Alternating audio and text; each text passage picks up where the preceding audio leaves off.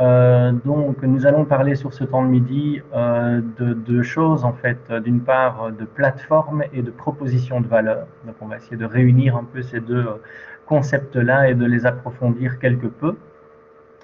Mentionner effectivement que ça vous donnera très certainement un avant-goût d'une session, en fait, d'une journée, d'une formation qui est organisée plus tard dans l'année.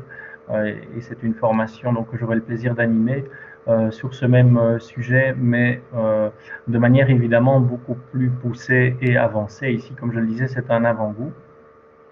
Je suis aussi très content de pouvoir ici prendre ce sujet bien spécifique sur la proposition de valeur, étant donné que le mois dernier, l'article scientifique que nous avons rédigé avec mon co-auteur Paul Belflamme de l'UCL a été publié dans Journal of Business Ecosystem, une revue. Donc, on en est d'autant plus content de pouvoir aussi partager cela avec, on va dire, les praticiens et que ce ne soit pas réservé au monde de la recherche. Voilà.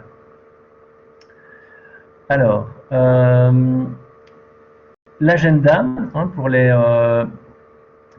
pour la grosse demi-heure, disons, que je vais dédier à la présentation, et puisqu'il y aura du temps pour les questions-réponses également, et de vous faire réagir par rapport à cela. Donc, rapidement, on va se mettre tout de suite d'accord sur la notion même de plateforme, et de voir un peu ce qu'on entend par plateforme, un mot évidemment assez devenu assez courant, que l'on rencontre dans les médias, sur Internet et dans le langage courant. Ensuite, construire une proposition de valeur, on en reviendra un peu aux basiques à ce niveau-là, mais aussi pour voir que ces fameux basiques sur la proposition de valeur, qui est un concept relativement, qui date déjà, eh bien, n'est pas forcément adapté à ces plateformes, et donc d'où l'idée de vous proposer un outil qui, je l'espère, vous sera utile. Voilà, voilà. Alors, pour participer, comme je vous le disais, hein, j'aimerais rendre cela assez interactif et avoir aussi vos opinions, votre opinion sur une série de choses. Et donc, pour cela, je vous demande effectivement, si vous le voulez bien, si vous voulez bien jouer le jeu, de vous connecter en suivant le lien suivant, ou si vous êtes également avec votre smartphone, vous pouvez directement ici scanner le QR code qui apparaît à l'écran. Donc sinon, voilà, dans votre navigateur, et vous switcherez de l'un à l'autre, www.booklab.com/plateforme 2021, le tout en un mot. Et il n'y a rien d'autre à faire, il n'y a pas de compte à créer. Vous êtes directement autorisé à participer lorsque je lancerai, comme je vais le faire d'ailleurs tout de suite, un slide. Voilà, voilà. Donc, si vous êtes connecté, donc le lien est rappelé ici au-dessus. Je vous propose un peu, pour casser la glace, un slide sur lequel j'ai un peu comme ça indiqué certains logos qui, j'imagine, pour la plupart vous sont familiers. Et donc, avec votre pointeur, vous avez, donc que ce soit avec le doigt ou le pointeur de la souris, je vous propose de pointer sur les logos qui, selon vous, répondent à la définition de plateforme. Et vous avez bien entendu la possibilité de répondre à de plusieurs reprises, puisqu'il y a évidemment plus d'une seule bonne réponse. Donc voilà, je vous laisse un peu le temps. Je vois que vous êtes déjà une dizaine à avoir répondu. Ça augmente. Donc voilà, n'hésitez pas. Je laisse quelques secondes davantage et puis ensuite on partagera les résultats. C'est purement anonyme, donc ne vous inquiétez pas à ce niveau-là. Le but, c'est vraiment d'avoir une vue globale sur l'opinion de groupe par rapport à cette définition de plateforme. Donc plutôt que de vous inviter à lire tout de suite une définition, vous aurez compris, c'est une démarche un peu plus inductive. Et donc voilà, déjà une soixantaine de réponses, c'est très bien. Et donc je vais assez vite vous proposer une vue sur les résultats. Voilà, voilà, voilà.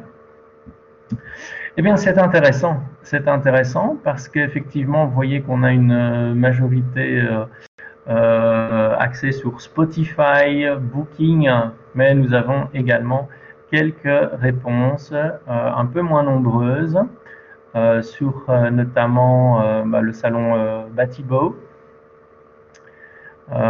sur Kinepolis également, Xbox, Visa. Donc en fait, nous avons des réponses un peu pour tout, hein, et c'est vrai que c'est assez intéressant parce que ça correspond à la définition que j'ai envie de vous en donner. Hein, on va y revenir, mais donc à ceux qui ont indiqué finalement, qui ont mis un pointeur sur tous ces logos-là, félicitations à vous parce qu'on va être en phase, en tout cas au niveau de la définition et de l'approche.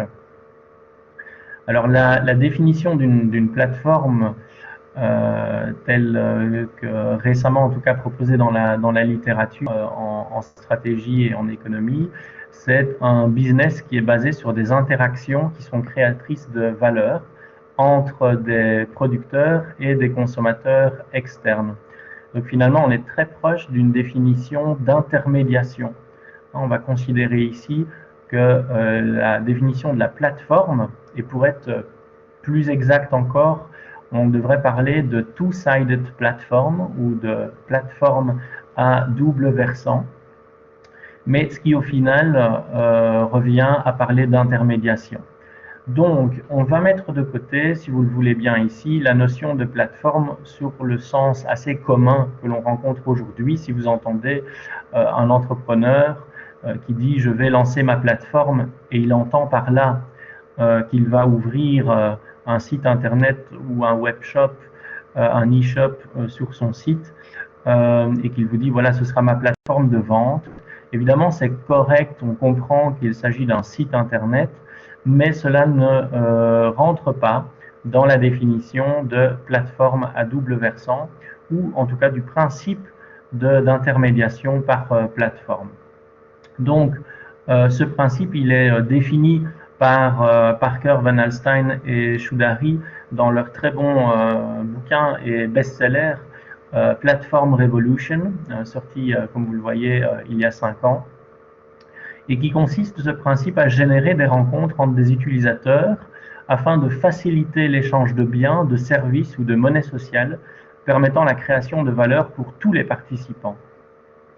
Donc ça c'est très intéressant ici que c'est une création de valeur qui est partagée, on va y revenir, et à laquelle tout le monde contribue. Et même des plateformes sur lesquelles il n'y a pas de biens ou de services, on parle ici de monnaie sociale. Donc comme vous le savez, sur les réseaux sociaux, eh bien, toutes les interactions sont il y a une monétisation derrière.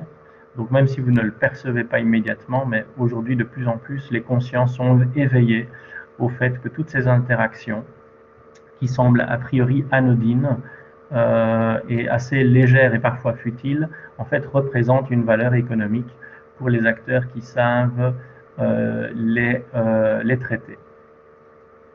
Donc pour revenir rapidement, hein, donc ici il faut bien voir, comme je le disais, la plateforme comme un intermédiaire qui est véritablement faiseur de marché.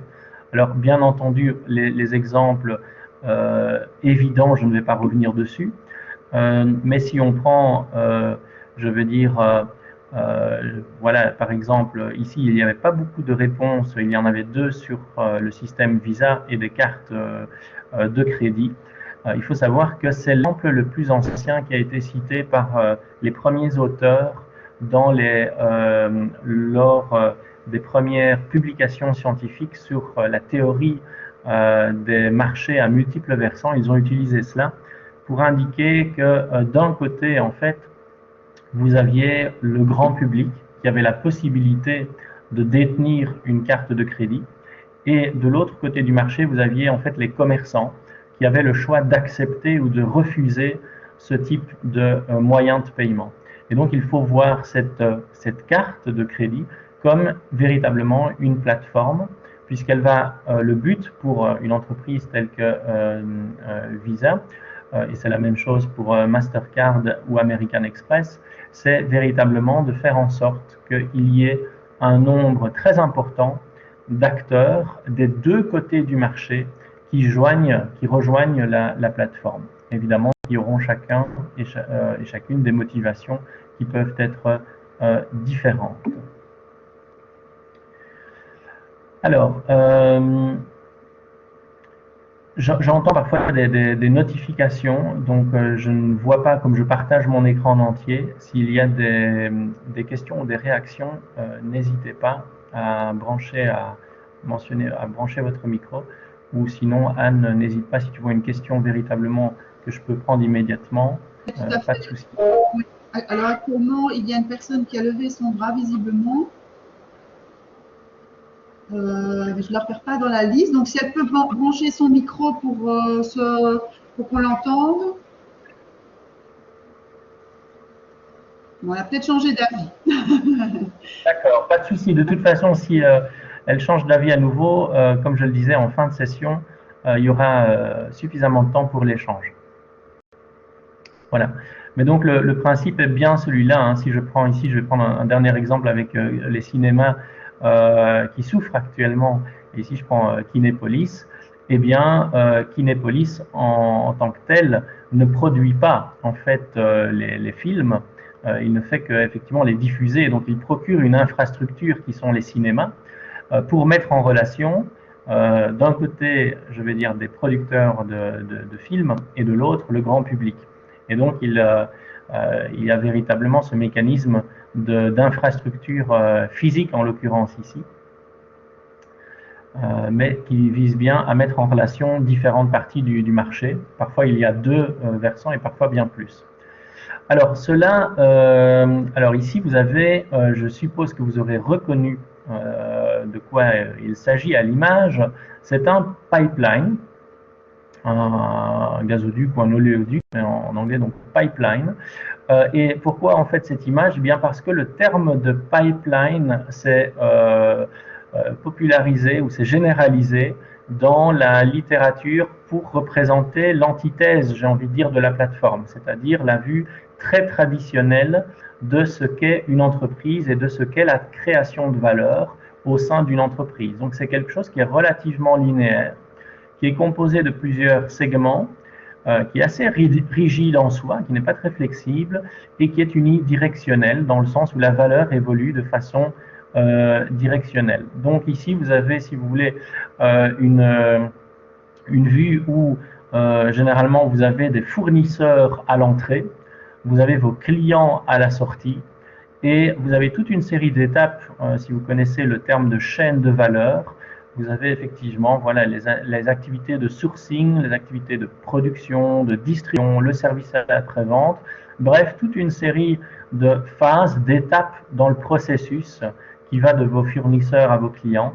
Et c'est une création de valeur qui est dite incrémentale, c'est-à-dire que chaque fois que vous évoluez et que vous finalement vous éloignez de cet aspect matière première, va-t-on dire, et que vous vous approchez du client final et donc forcément de votre produit ou de votre service, eh bien la valeur ne fait qu'augmenter progressivement. Mais donc elle est bien unidirectionnelle. Donc ça c'est le principe assez donc oui c'est classique en termes de création de valeur et d'entreprise, de modèle en tout cas d'affaires. Et puis vous avez le modèle de plateforme. Alors là il n'y a pas véritablement une image, il n'y a pas un terme comme cela. Moi en tout cas j'ai décidé ici de prendre effectivement cette photo où l'on voit un stade pour plusieurs raisons. D'abord pour sa disposition, car effectivement vous voyez qu'il est, il est plutôt circulaire hein, plutôt que linéaire. Donc ça c'est déjà assez intéressant de voir que il y a plusieurs accès. On peut se connecter à une plateforme, ici en l'occurrence une plateforme physique. On peut se connecter à partir de plusieurs endroits. Vous voyez, il y a plusieurs entrées. Et alors, il est aussi intéressant de considérer que la valeur, finalement, qui est dégagée par tout ceci, elle est complètement intangible. C'est-à-dire, et on le sait a fortiori encore plus, malheureusement, par les circonstances actuelles, que cette valeur, ou en tout cas toute cette infrastructure, n'a de valeur que lorsqu'il y a une interaction qui se produit entre un ou plusieurs exécutants qui représentent un côté du marché et une audience qui est l'autre côté. En fait, cette infrastructure est même destructrice de valeur s'il n'y a rien qui s'y passe, étant donné que l'entretien représente un coût, et lorsque effectivement les salles de spectacle sont vides, eh bien, non seulement il n'y a pas de valeur qui est créée, mais en plus cela coûte. C'est flexible aussi parce que dans l'occurrence ici, vous voyez qu'il s'agit a priori d'une représentation de danse, mais vous auriez pu très bien ici enlever les gradins supplémentaires et avoir un match de tennis ou un concert ou que sais-je. En tout cas, il y a une flexibilité ici dans l'usage. Autre chose, deux dernières remarques qui sont importantes de comprendre, c'est qu'afin de se rémunérer, il est également possible de mettre en avant de l'espace publicitaire, donc les fameux sponsors, qui eux aussi représentent une partie du marché qu'il va falloir réussir à attirer et qui eux ont une valeur et des raisons à être sur place, non pas pour ce qu'il s'y passe, contrairement aux autres, mais plutôt pour la visibilité que ça leur offre. Et alors, dernier élément très important, si vous êtes opérateur d'une plateforme, c'est votre rôle justement d'assurer que tout va bien se passer en termes d'expérience, expérience client, expérience utilisateur. En l'occurrence ici, l'opérateur, il est responsable non pas de la qualité du spectacle ou de la performance, mais il est responsable de la qualité de l'infrastructure, que ce soit la lumière, le son, la température, tout cela effectivement est de sa responsabilité et il en ira de même sur des plateformes plus digitales. Donc voilà pour opposer véritablement ces deux modèles. Je ne vais pas ici passer trop de temps sur la représentation théorique ou schématique, mais en tout cas il est bien utile de voir qu'à de plusieurs égards, il est très important de bien faire la distinction entre un modèle de chaîne de valeur qui a été représenté par Michael Porter en 1980 avec cette image-ci, où vous avez toujours effectivement vos fournisseurs et vos consommateurs. Vous avez vos activités primaires qui sont véritablement celles qui principalement créent de la valeur.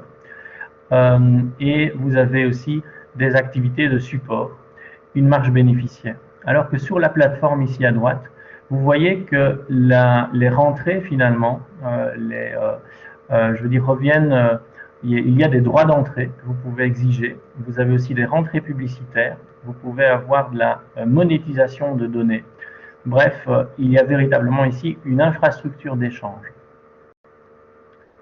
Alors, ce qui est très bien résumé par cette citation que j'aime beaucoup, toujours de ces mêmes auteurs, même si c'est tiré d'un de leurs premiers articles et non pas d'un bouquin qui a suivi. Mais c'est de dire que dans la chaîne de valeur traditionnelle, cette fameuse valeur, elle se déplaçait de la gauche vers la droite. Effectivement, à la gauche, il y avait les coûts, généralement. Vos fournisseurs représentent une source de coûts. Et à droite, une source de revenus. Mais dans des réseaux à deux versants, ou two-sided networks ou two-sided platforms, peu importe, ce sont des synonymes, en fait, les coûts et les revenus sont à la fois à gauche et à droite, et en fait viennent de tous les versants, puisque le fait d'accueillir un nouveau membre, qu'il soit du côté acheteur ou producteur ou consommateur sur votre plateforme, cela représente indéniablement un coût. Et vous avez également la possibilité de demander à ces différents acteurs de payer pour rejoindre votre plateforme. Voilà.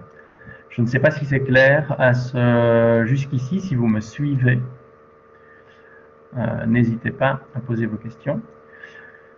On va, pour ceux qui nous ont rejoints et qui n'étaient pas là au départ, je vous invite à vous connecter et vous pouvez rester évidemment constamment connecté à cette application WooClap ici, donc en tapant cela. Et je vais vous inviter maintenant à réagir par rapport à cette affirmation.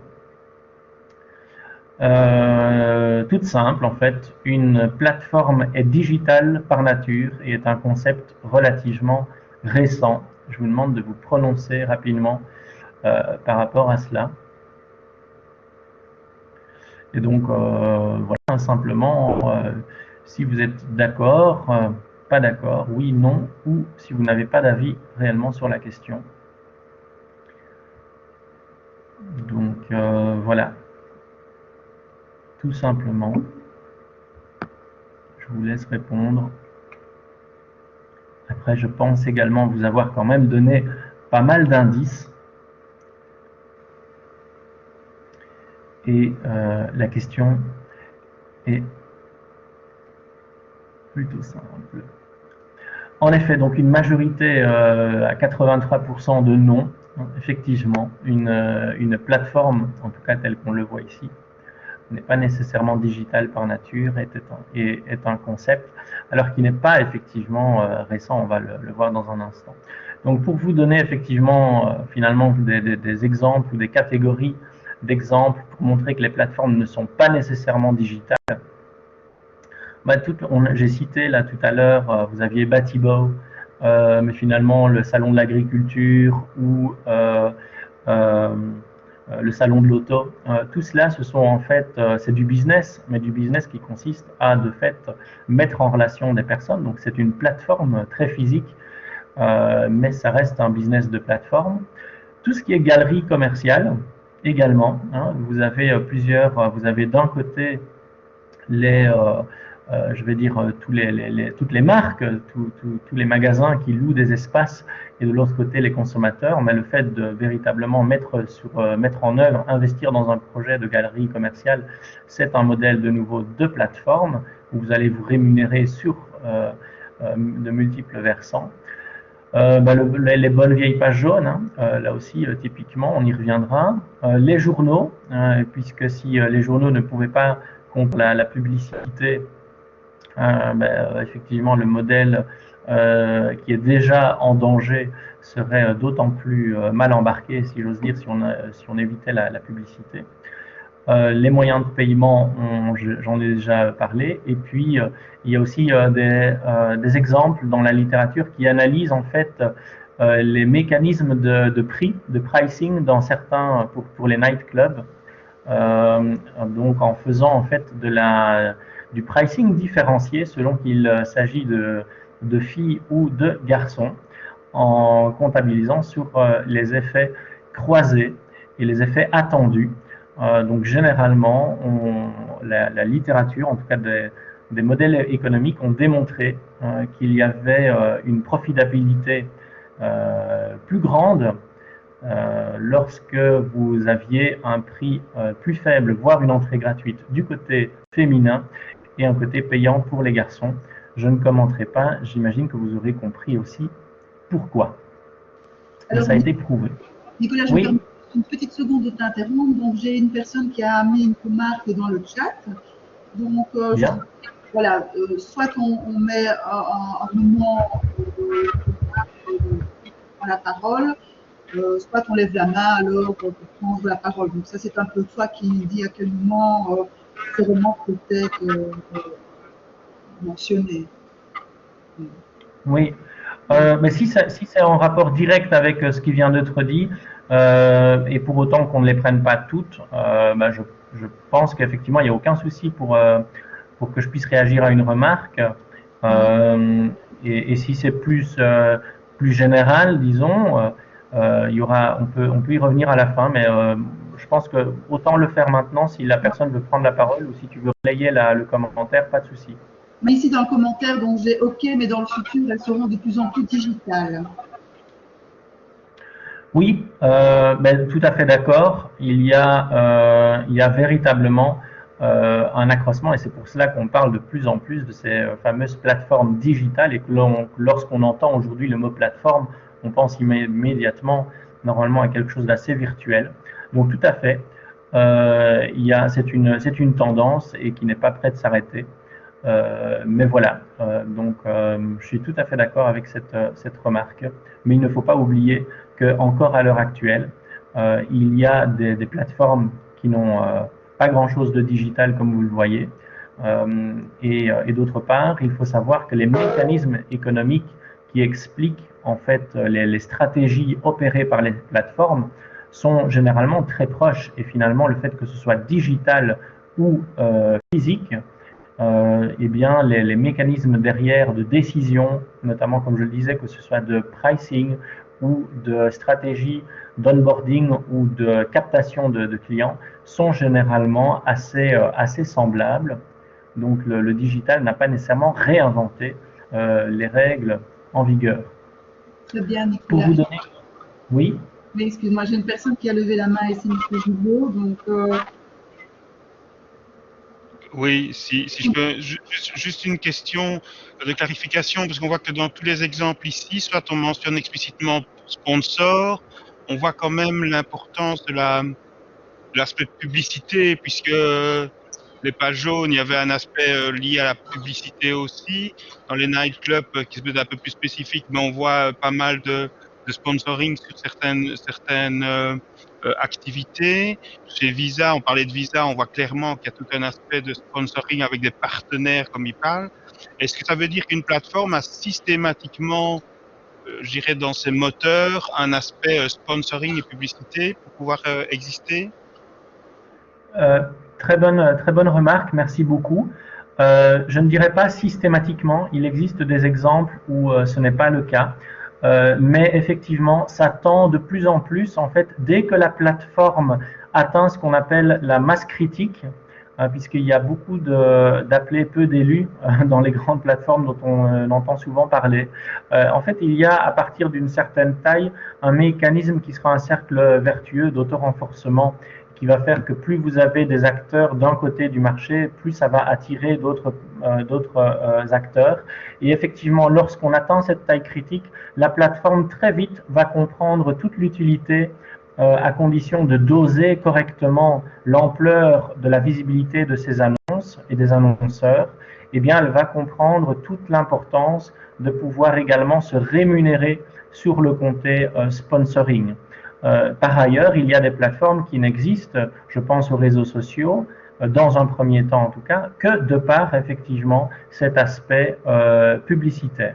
Mais vous avez raison, ça tend à se généraliser et de nouveau, à condition de faire attention dans les proportions dans lesquelles pour ne pas non plus tuer complètement l'intérêt premier de la plateforme, qui n'est généralement pas de voir d'être pollué entre guillemets par de la publicité, cela c'est un modèle qui tend à se généraliser. Et auparavant, on avait plutôt une distinction entre les plateformes qui se rémunéraient exclusivement par la publicité et les autres. Aujourd'hui, les frontières entre ces modèles ont tendance à devenir de plus en plus perméables. Merci beaucoup pour la remarque très pertinente. Alors au niveau ici, je vais dire du concept ancien ou pas ancien, mais typiquement ce modèle de plateforme, si on regarde, je vais dire sur les ventes, tout ce qui est vente aux enchères, que ce soit Sotheby's ou ici vous avez Christie's. Christie's a fêté il y a 5 ans son 250e anniversaire et n'a quasiment pas changé d'un iota sa stratégie pour effectivement mettre en relation des acheteurs et des vendeurs. Bien sûr, le digital, là aussi, s'est invité depuis déjà plusieurs années, puisqu'il y a ces ventes aux enchères virtuelles qui sont réalisées, mais en tout cas, le modèle économique derrière n'a que très peu évolué. Et vous avez aussi, bien entendu, une nouvelle concurrence. Idem pour le guide Michelin. Le guide Michelin, si vous ne le savez pas, a été créé est sorti pour la première fois en 1900 à l'occasion d'une exposition universelle et donc par Michelin. Et ce guide très petit était offert gratuitement aux chauffeurs. D'ailleurs, c'est la mention que vous pouvez voir apparaître ici. Et c'était déjà en fait un guide publicitaire qui reprenait donc plutôt, ce n'était pas en fait un guide qui reprenaient nécessairement des attractions ou comme le guide vert aujourd'hui, ou sur les restaurations, le fameux guide Michelin avec les restaurants étoilés.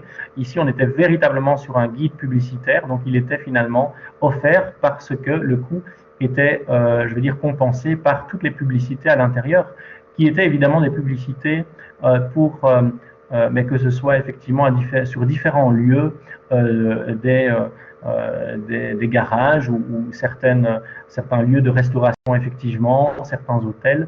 Bref, c'est quelque chose qui était aussi un modèle de plateforme en soi, puisqu'il permettait finalement plus facilement au public qui était déjà à l'époque le public privilégié qui était doté d'une voiture ou d'une moto d'ailleurs, de se mettre en relation avec des acteurs économiques de région, en fait, de région de France.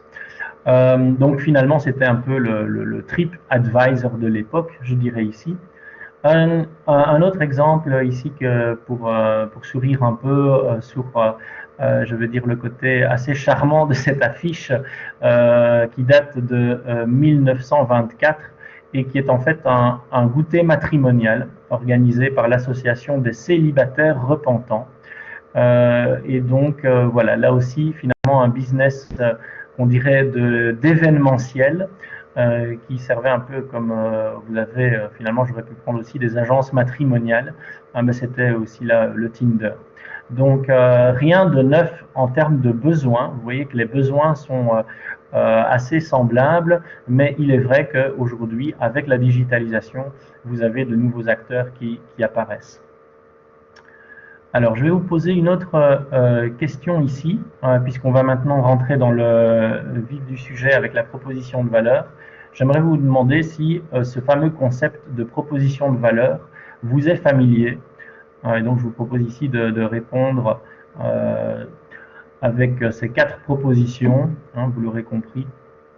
Soit vous n'avez jamais entendu parler de proposition de valeur, vous avez une vague idée de ce que c'est, vous avez déjà été amené à définir une proposition de valeur, et absolument si j'ai eu recours en plus à des outils et à des frameworks pour concevoir, pour vous aider à formaliser une proposition de valeur. Donc je vous laisse donner votre avis sur la question, pour connaître un peu votre degré de familiarité avec le concept de proposition de valeur. Voilà, je vous laisse quelques secondes.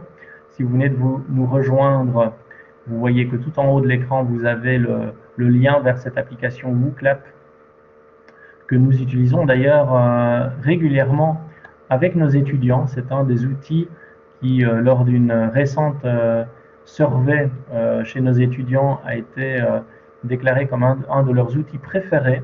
C'est utilisé dans le cadre de l'enseignement pour faire de l'évaluation en direct des connaissances, et c'est fort apprécié. Le lien est également dans le chat, si nécessaire. En effet, merci Anne. Donc voilà, ici vous êtes 23 à avoir répondu, alors je propose de voir. Alors c'est très bien, une majorité d'entre vous qui a déjà été amené à définir une proposition de valeur. Pour le reste, certains d'entre vous ne l'ont pas nécessairement fait, mais ont vague une idée de ce que c'est. Je suis content et ravi de voir qu'il y a quand même peu de personnes qui n'en ont jamais entendu parler, et une minorité, donc ça veut dire que ça va peut-être vous servir ici, ce que je vais vous présenter, c'est-à-dire un outil pour vous aider finalement encore à mieux définir votre proposition de valeur. Merci beaucoup d'avoir participé à cela. Alors, la proposition de valeur, une définition, parce qu'il y en a plusieurs, mais que je reprends ici de nouveau de la littérature scientifique, c'est une déclaration claire et simple des avantages, tant matériels qu'immatériels, que l'entreprise ou l'organisation, parce qu'on peut étendre ça, fournira à chaque segment de clientèle pour effectivement tous ces avantages, donc qui vont valoriser ces avantages.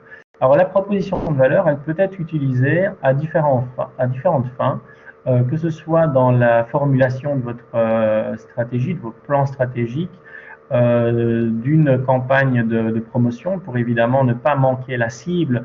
Il faut être raccord sur ce qui est véritablement valorisé par vos différents segments de clientèle. Donc ça va influencer la manière dont vous allez communiquer, et peut-être aussi les canaux utilisés d'un point de vue marketing. Cela peut être utile pour un entrepreneur qui voudrait convaincre des investisseurs. Donc là aussi, les investisseurs vont être attentifs afin de voir si la proposition de valeur est suffisamment forte et différenciée. Donc voilà, et aussi pour présenter finalement ses services et son entreprise au plus grand nombre. C'est important si vous avez pu mettre des mots et encore mieux une représentation illustrée de votre proposition de valeur. Alors, si vous regardez un peu, il y aura pas mal de propositions, il y a beaucoup de littérature, un peu moins peut-être littérature scientifique, mais en tout cas pas mal de guides pratiques sur eh bien, la manière de formuler finalement et de construire des propositions de valeur. Donc voilà, il faudra faire un choix à un moment donné.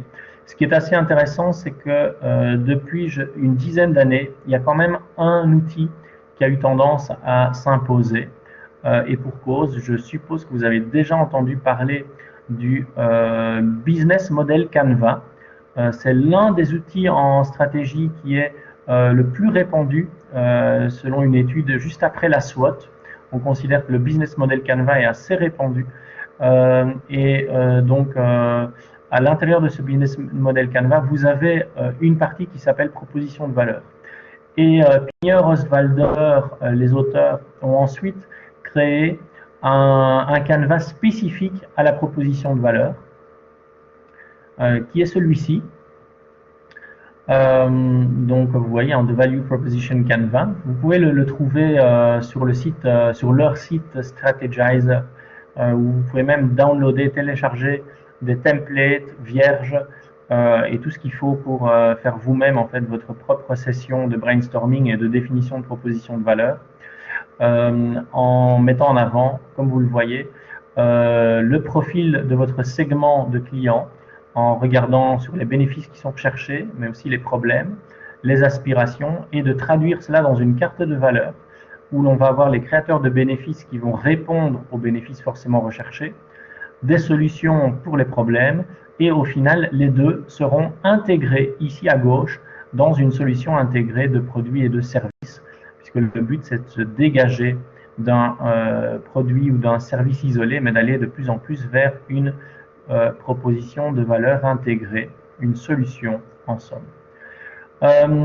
Il y a un autre Canva qui en a été dérivé, puisqu'il y avait en fait c'est Thomson qui a considéré que ce modèle-ci était assez factuel, ne prenait pas assez en compte les aspects cognitifs du client, et donc les aspects un peu moins rationnels, si je puis dire.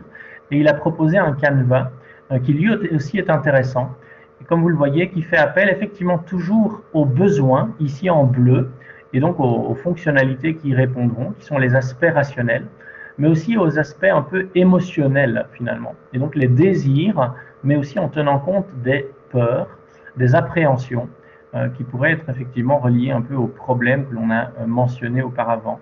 Et donc de montrer que finalement, votre proposition de valeur, ce n'est pas qu'un ensemble de fonctionnalités bien pratiques et de bénéfices que vous pouvez en retirer, pardon, mais vous voyez aussi que c'est toute une expérience, hein, et aujourd'hui l'expérience client, c'est véritablement très important, et donc là aussi, vous le voyez, la question clé c'est que ressent-on lorsqu'on utilise votre produit ou que l'on bénéficie de votre service. Alors, l'expérience que nous avons faite avec mon co-auteur, c'est avec nos étudiants, avec différents groupes d'étudiants, nous leur avons demandé d'appliquer ce Canva à la société Airbnb, hein, comme vous le voyez ici, qui est, enfin vous connaissez tous Airbnb, mais qui est véritablement le pendant virtuel d'une grande chaîne hôtelière. Vous avez ici quelques termes, mais je ne vais pas m'attarder sur ces éléments-là, mais qui consistent à véritablement mettre en relation, juste peut-être ici, vous montrer que ce sont des chiffres de 2019. Airbnb proposait en tout et pour tout dans le monde, à travers le monde, l'accès ou la possible réservation de 7000 capacités lits, donc chambres ou logements, en tout cas ce sont les entrées sur les sites, sur le site d'Airbnb, contre près de 2 millions de chambres, on parle bien de chambres et pas d'hôtels, pour un groupe leader mondial tel que Hilton Worldwide.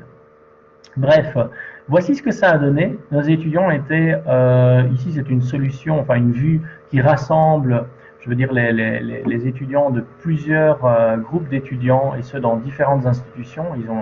Ils étaient de 2 institutions différentes. Et très vite, il y a eu des problèmes qui sont apparus dans l'implémentation de cet outil-là pour une plateforme. En gros, c'est qu'on se pose la question de quel est finalement le produit dont on parle. Parce que c'est vrai que l'on se positionne ici, les étudiants, la plupart de leurs réponses que vous voyez ici, je n'ai pas envie, par exemple, dans les don't stay somewhere alone, donc on n'a pas envie de rester seul quelque part, on a envie d'avoir un avis honnête sur ce qu'il faut voir aux alentours. Donc tous ces éléments ici, les étudiants ont systématiquement pris, en tout cas à une très grande majorité, la perspective du voyageur. Sans doute parce qu'eux-mêmes avaient généralement ce rôle de voyageur sur Airbnb. Maintenant, vous proposez en fait ce canevas à des personnes qui ont une capacité à offrir, donc typiquement des propriétaires de gîtes, de chambres d'hôtes, voire des gens qui mettent en location leur logement ou une partie de leur logement. Ils vont remplir ce canevas avec une autre perspective, c'est-à-dire qu'ils ne seront plus, eux, des clients, mais plutôt des utilisateurs d'Airbnb, qui sera un peu vu comme un partenaire ou un fournisseur de services. Et donc, les désirs ou les peurs et les besoins seront complètement différents.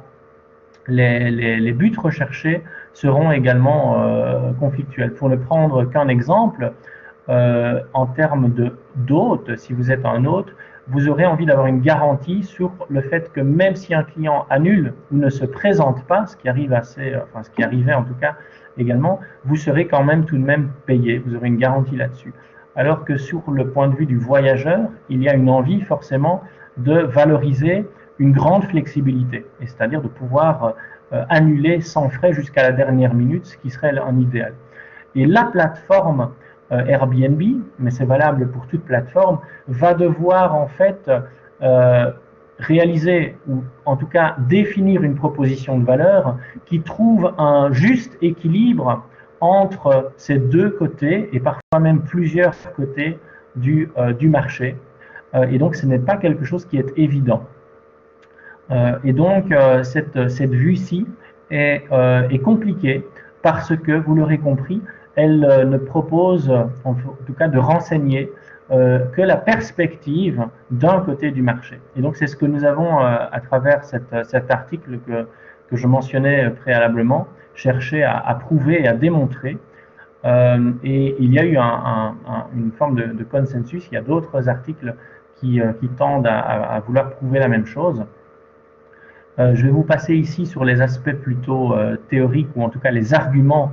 Nous avons rassemblé nos arguments en 3 points sur le fait que finalement le modèle ici présenté par le Value Proposition Canvas correspond mieux en fait à des modèles de pipeline que j'ai évoqués préalablement, ou la chaîne de valeur traditionnelle, c'est-à-dire des entreprises qui ne s'adressent que finalement à un type de client, même s'il y a plusieurs segments à l'intérieur, et pas nécessairement pour des plateformes.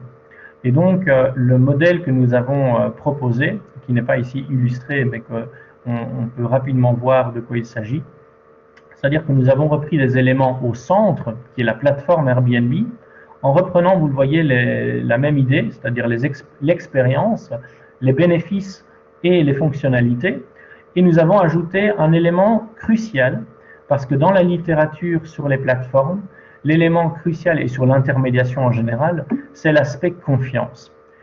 Et en fait, ça fait écho à un élément qui était déjà mentionné, c'est-à-dire les peurs. C'est que lorsque vous êtes face à des inconnus et qu'il y a une plateforme ou un intermédiaire, vous êtes rempli de peur parce que vous n'avez généralement pas un antécédent, vous n'avez pas un historique de relation avec les différents individus.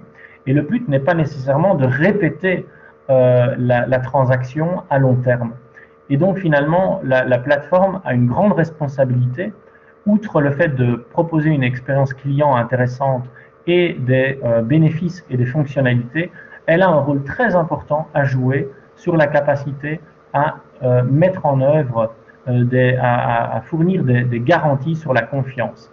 Et donc ce modèle tel que ici, c'est ce que nous avons développé avec mon co-auteur Paul Belflamme. C'est un modèle que nous avons donc fait tester ici par de nouveau les étudiants. On leur a demandé de répéter l'expérience, la même expérience pour Airbnb. Et effectivement, ça semblait être beaucoup plus logique, étant donné que vous avez, comme vous le voyez, le côté des voyageurs et le côté des hôtes. Voilà. Donc c'est un outil qui est proposé et qui est, je vais dire, plus d'application si vous êtes vous-même dans la perspective de créer ou d'opérer ou de gérer une plateforme qui répond à la définition que nous avons vue aujourd'hui. Voilà. Voilà. Il reste donc une dizaine de minutes pour maintenant répondre à vos questions. Voilà, Nicolas, justement, j'ai 2 remarques dans le chat. Donc, moi, j'invite éventuellement ces personnes, si tu le permets, Nicolas, à prendre la parole, donc à brancher leur micro. Peut-être commencer par Ronald ou Alain. Voilà, s'ils veulent se manifester en quelques secondes. Oui, éventuellement, Ronald, je me demandais, parce que vous parlez finalement de définir les différentes propositions de valeur sur base d'une analyse qui va être réalisée, ce qui est tout à fait pertinent, bien entendu. Et je me demandais, l'obtention des données nécessaires à cette analyse, est-ce qu'elle peut être externalisée via des surveys, des enquêtes de satisfaction par un public existant au niveau des différents users, finalement? Tout à fait. Merci Ronald. Effectivement, vous avez raison. En l'occurrence, lorsqu'il s'agissait ici d'un exercice, ma foi, fort théorique, nous avons demandé aux étudiants de se baser sur des données disponibles parce qu'effectivement, ce sont des plateformes très connues. Maintenant, lorsque l'on lorsqu'on veut être plus spécifique, il est vrai qu'il faut être d'office au plus proche des attentes respectives de part et d'autre, surtout lorsque l'on a donc divers types d'utilisateurs ou de clients. Et là, vous avez raison, donc il y a plusieurs manières de procéder, mais il reste effectivement très intéressant de faire une collecte d'informations au travers de surveys, au travers d'études quantitatives, mais aussi de focus group, c'est-à-dire que pour véritablement capter le côté, j'ai envie de dire, un peu moins rationnel, donc tant l'étude quantitative, je vais dire l'enquête que vous mentionnez, va certainement être pertinente pour les aspects assez rationnels et les besoins spécifiques, les fonctionnalités, autant le focus group, c'est-à-dire la capacité d'inviter un sous-groupe, un échantillon de vos clients à échanger et à avoir une discussion véritablement en profondeur, va faire émerger des éléments peut-être jusqu'alors inexplorés et auxquels on ne s'attend pas.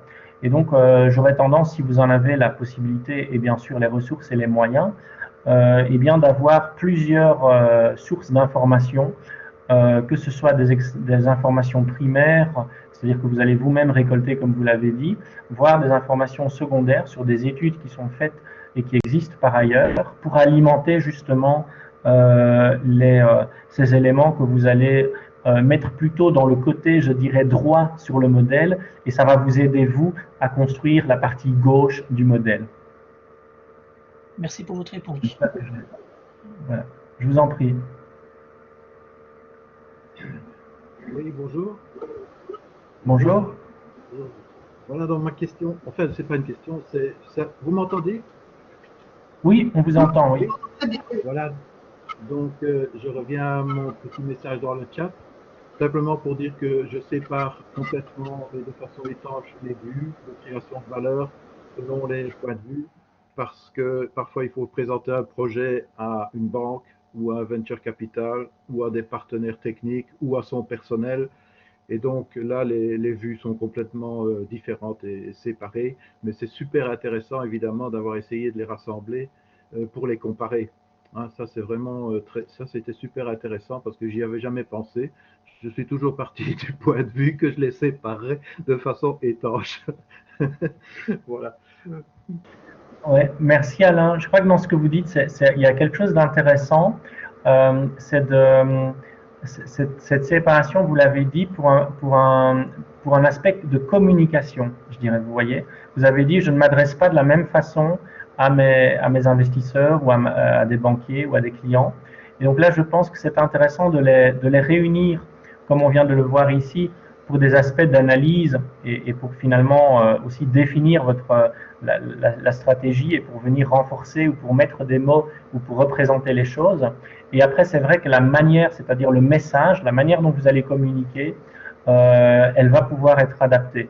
Mais je crois que c'est plus, outre, il y a sans doute plus d'analyse, de valeur analytique que de valeur, je veux dire, communicationnelle, en tout cas dans l'outil que je viens qu'on a présenté. Très bien, très clair. Merci beaucoup. Merci. Merci. Voilà, donc je vois dans le chat Patricia, mais je pense avoir du coup répondu, hein, puisqu'il y avait, je ne comprends pas ce qu'était une proposition. Non. Oui, tout à fait. Non, excusez-moi. Effectivement, c'est moi. Moi, je comprends pas quand vous parlez. Vous m'entendez, monsieur? Je ne m'entends pas. Oui, allô? On m'entend? Oui. D'accord.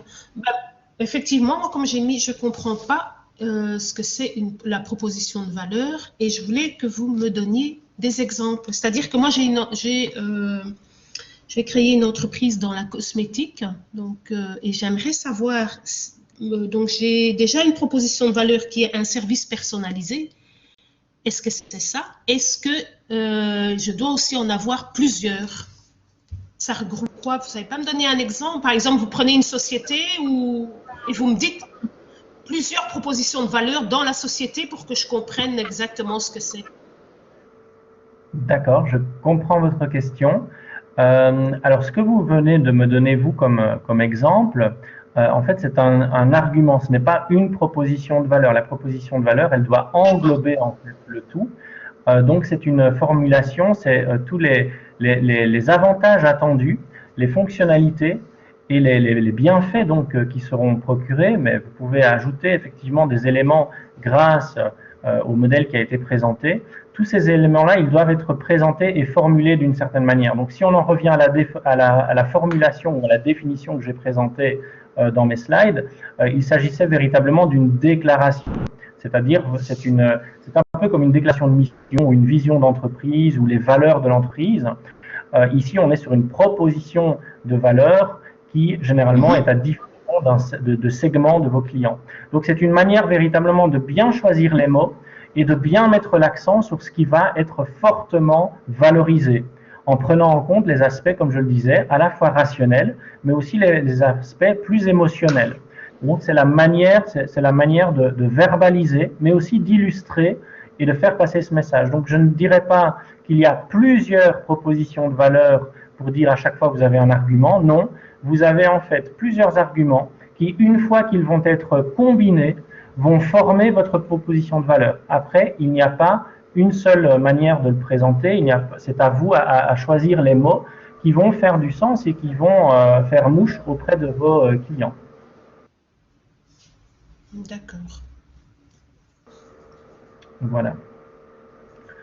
Alors pour les supports, oui, vous posiez la question également, Patricia, des supports. Donc je pense qu'il y a, pour ma part, il n'y a pas de souci si pour effectivement partager cela et on peut aussi vous mettre le lien vers l'article si ça vous intéresse, qui est un peu plus long puisqu'ici j'ai dû faire très vite évidemment.